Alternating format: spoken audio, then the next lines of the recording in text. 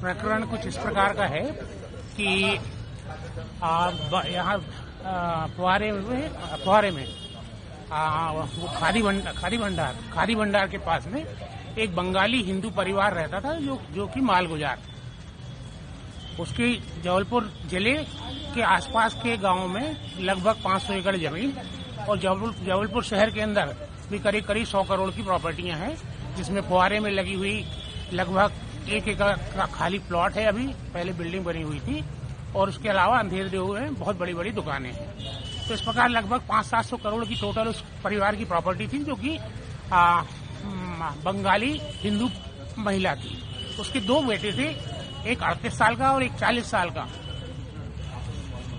तो उस परिवार के मकान के सामने 2 मुस्लिम आए और ठेला लगाते थे, वो फल बेचा करते थे। उन्होंने वो अम्मा जी से रिक्वेस्ट करी कि हमें शाम को, आपको बहुत बड़ा परिसर है तो हमारा ठेला जो है ये शाम को अपने यहाँ पार्क कर ले दिया करिए और फल की टोकरियां हम आपके एक कमरे में रख देंगे, उसके बदले में हम आपको मासिक किराया दिया करेंगे। वो ऐसा इस प्रकार से उनसे घनिष्ठता बनाई और in due course of time, समय के साथ में पहले एक लड़का की संदिग्ध परिस्थितियों में मौत हुई, जवान लड़के की 38 साल की। उसके बाद उनके दूसरे लड़के की भी 40 साल में संदिग्ध परिस्थितियों में मौत हो गई।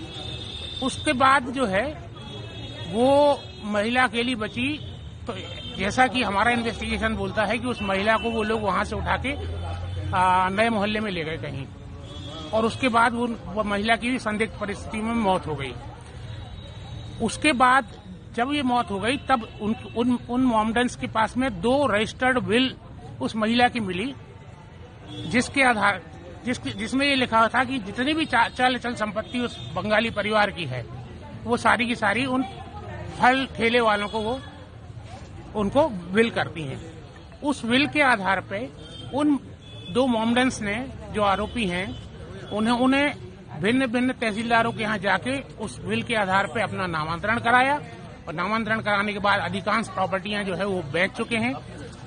जब शमशान घाट का इन्वेस्टिगेशन किया गया तो वहां शमशान घाट के रजिस्टर में लिखा पाया गया है कि उस बुढ़िया को, जिनका नाम प्रभा मुखर्जी था, उनको मौत के बाद में शमशान घाट ले जाने वाले 2 मुस्लिम आरोपी जो हैं वो था और एक प्रॉपर्टी ब्रोकर दर्शन आहूजा।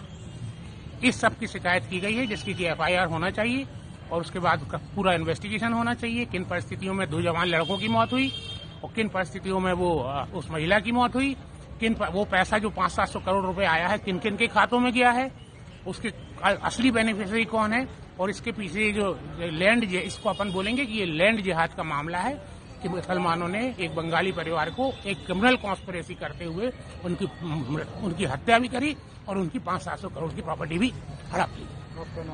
मैं डॉक्टर प्रशांत पाठक, एडवोकेट हूँ, हाईकोर्ट सुप्रीम कोर्ट में प्रैक्टिस करता हूँ।